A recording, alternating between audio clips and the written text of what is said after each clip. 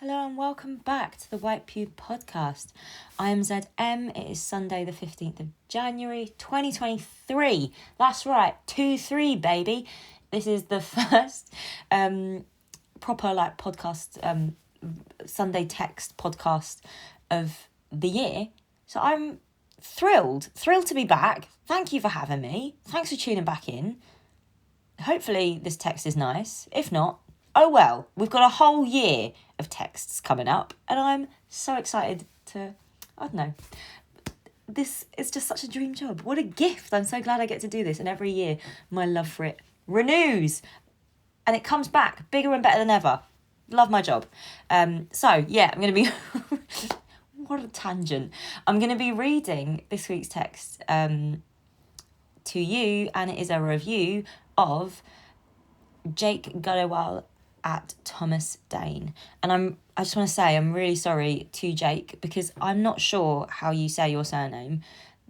I would say Grewal. Everyone else that I know with that surname, I say it Grewal. I'm really sorry if I've pronounced it wrong, but that's just like my intuition of how to say that. Apologies. Please do correct me if I am wrong. Off to a cracking start though, aren't we? Not able to speak or read things aloud.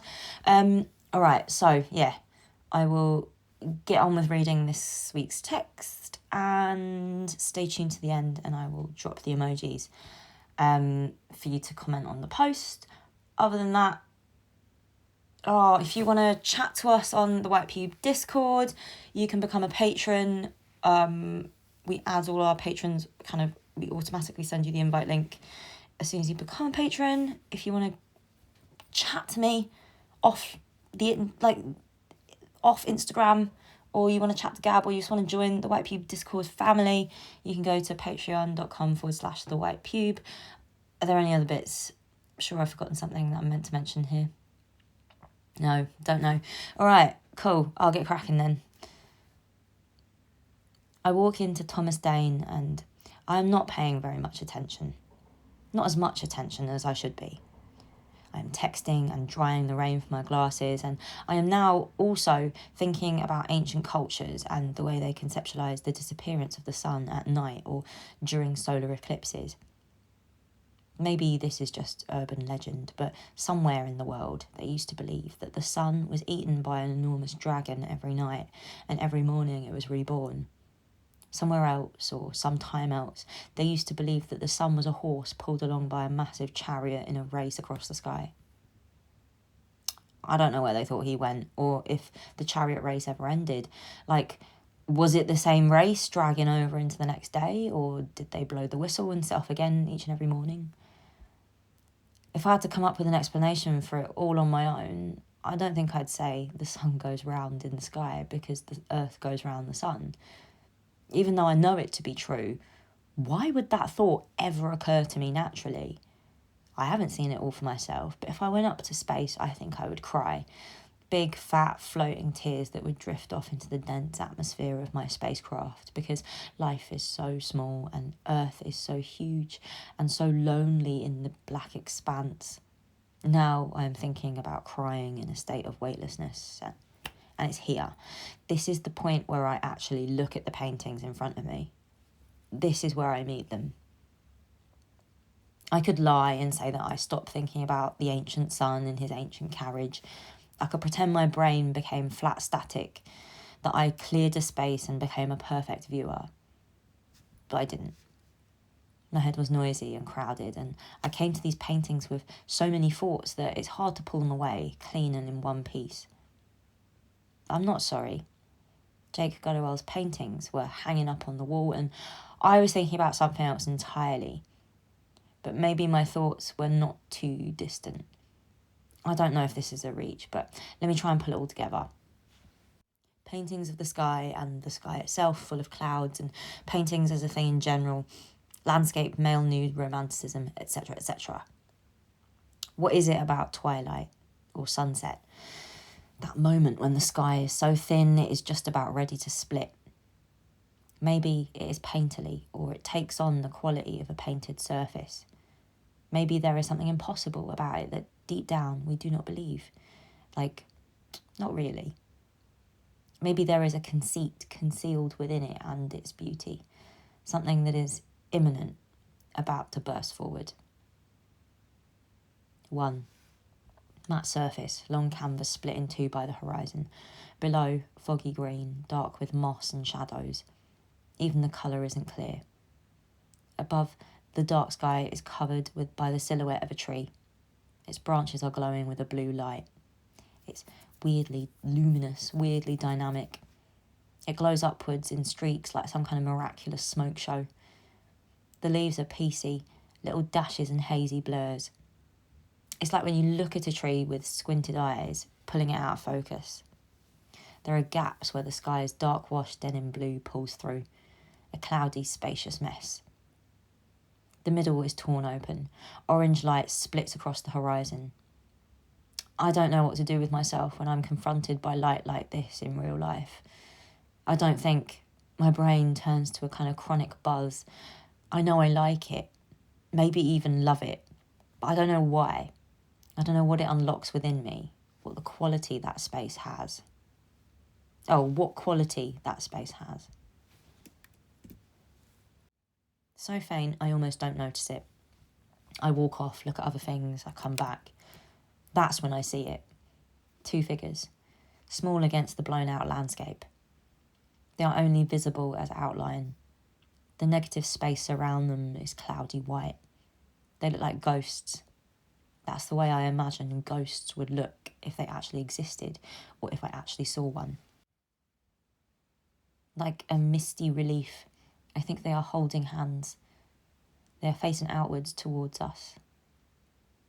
The horizon's orange light is about to burst down on them. I think they are happy, quiet. 2. Matte surface, wide canvas like an open book. The facing pages are a pleasing mirror, a purple-grey landscape where the sky isn't ripe. It is a wash of cold colour. Below, a murky, flat expanse, bushes and bracken. The misty clouds are low and lilac magic. 2 figures are thrust out at us, the mist curling around their heads and throwing them clear. Wait, no, I can't decide if they are hazy or clear. They are solid. They have real solid bodies. They feel fleshy and smooth because the light falls over their chests, casting real shadows and making them shine silvery cold. But they are blurry too. They don't have faces and they look like they are more a part of the mist and the landscape than anything else. I can't decide. They feel less like people and more like bodies, mood, spirit, dream. They look lonely to me. Maybe it is because they are parted. Maybe it's because they are facing each other but looking out at us. That feels like a kind of loneliness, doesn't it? To look out at me when they could be looking at each other. It's an incomplete gaze as soon as I decide to walk away. I've never really known what the sublime actually is. I have my suspicions, but I don't want to offer them up for inspection. I wonder if they are wrong or close but not quite. Maybe I have a private understanding that is intimately my own. Every time I Google the sublime, it doesn't actually become any clearer. Edmund Burke's theory of the sublime, the sensation of delight and or terror created by looking out at a vast, rugged expanse, a greatness beyond all possibility of calculation or comprehension, like Turner skies or Turner seas, beyond the ordinary and onwards into new territories of feeling. What does that mean? I don't know when I last experienced terror because of the enormity of nature. The world is glossy and beautiful, but it doesn't elicit terror. I don't think I've ever actually experienced terror, to be honest. And as for delight, I'm not sure about that either. Both those things feel like extremes that pass me by. So rather than be alienated by an old word, I think I have just clung to my private understanding of the sublime, even if it is not actually what the sublime is. 3. 2 figures trudge along a flat beach. They are naked. Their skin is dull and matte.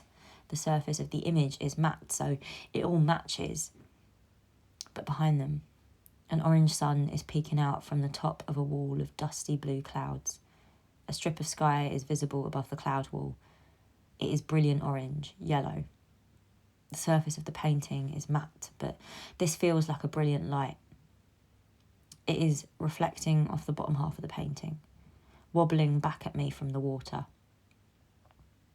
Maybe the sublime is not about the enormous or the vast. Maybe it's not about scale. What if the sublime was very, very small? Sometimes there is terror in quiet, or loneliness in quiet. In 1815, a giant volcano erupted in Indonesia. The dust cloud from the eruption covered the sky around the world, as far as England, obliterating the following year's entire summer. Street hawkers sold pamphlets announcing the death of the sun. I think that is scary because it is sad. I think that is terrifying because it's about an absence that is made painfully present, visible, unavoidable, but also small. It's personal, affecting. Because Jake Galloway's paintings aren't operating on the scale of the enormous or the colossal. They're big, but they aren't vast. He has taken little pocket-sized moments and then blown them up large. The images shrink and collapse. I should say something clever about the emotional life of a landscape. Maybe something about the male nude, the landscape, the sublime and the romantic. The painted window falling open into another world that is a dream, a portal, a rupture, and a mirror all in one. But I don't feel theory or convention. I don't feel clever. In that moment, I feel small and safe and warm in the presence of these images. These lonely, happy paintings. I want to wear them inside a locket around my neck. I want to keep it all to myself. I don't want to share it with you or with anyone. 1. A small crackle of orange light appears at the edge of the horizon. I don't even know where the horizon is, but I assume it's there. The sun must be peeking through. There are twinkling white lights from houses on the headland across the water. That is where the sun rises and sets. And here I am, awakened at my window. I am waiting for the light to spread. It will bleed up and out from that little crackle. It will happen so gradually I won't even notice the change. I will blink and my eyes will flood with light. Bright orange. I'm not joking. It is neon orange, like a Satsuma orange, like literal orange. Orange. The sea is silvery grey beneath me and the sky. It is always grey, but when the sky splits open with the orange light, the grey sea will turn into a mirror liquid. It will magnify the orange 1,000 times over, and when I wake up again properly, I will blink and feel hot and blinded for a second. Creeping orange. 2. It is pitch black down my road. Only the faint white street lights and the stars. They're both cold and small. I didn't think you'd be able to see stars in Tottenham, but there they are. Tottenham stars in the Tottenham sky. I want to rise up on the wind and kiss them. I want to kiss them ever so gently. Precious stars. My legs are cold and bare and hairless. They slip through the air. It's completely frictionless. I am frictionless. I am smooth, seamless, liquid movement. I turn the corner and the sky is pink and bursting. The darkness has shattered. Clouds are erupting, blushing hot and gold, and the sky is crying. Just here. Just in this one spot, visible between the shops and the bus stop. The trees send branches to catch the pink tears that pour down. Terrible clouds. My body is a ribbon twisting in the wind, and I cannot see or think of the sun, but the sky and the air and the clouds are on fire. 3. I'm in a dark room. I am warm. I'm looking out of a square window. You can see the gherkin from here. The sky curves up and away at its corners, peeling itself away. It becomes a bowl. The clouds skim flat and low despite it. The city is only a shadow, an outline. It has returned to shape or line or form or whatever. Anything but real. Can't be real, surely. It isn't actually there. I'm looking at the sky. It is juicy peach. It is midnight blue, then normal blue, then white, then juicy peach at the bottom. Like the juicy peach is a climax it must build up to. It is a slow gradient. The sun is sleepier than I am. Maybe the sun is shy. Maybe he's embarrassed. I want to extend my understanding to him. Crumple the city in my rush to close the distance between us. I nod my head in silent acknowledgement. I see you, my brother, my friend. The city isn't really there between us. It is a mirage, a fingerprint kiss on a pane of glass. I carefully wipe the condensation from it, and now I can see you clearly. We are together, and your skin is warm, and my skin is warm, and we are touching. And that's it. That's the review. That's all. Thanks for listening. If you've made it this far, please can you drop either on the Discord, on the tweets where I post this text, or the Instagram post attached to this text. The post from this Sunday, 15th of Jan, announcing this text. Can you drop me some variation of the sun emoji? It can be the sun with a little face. It can be the normal sun, the plain sun. You can drop me the sun in one of those, like the landscape emojis. A square. And you can see like the city or like something, I don't know, whatever. Any type of sun. Thank you. I'm going to try and see how many I can collect like they are Pokemon. All right. Have a nice rest of your weekend, and I'll catch you in the coming week when I read this text on YouTube. That's all for now. Bye.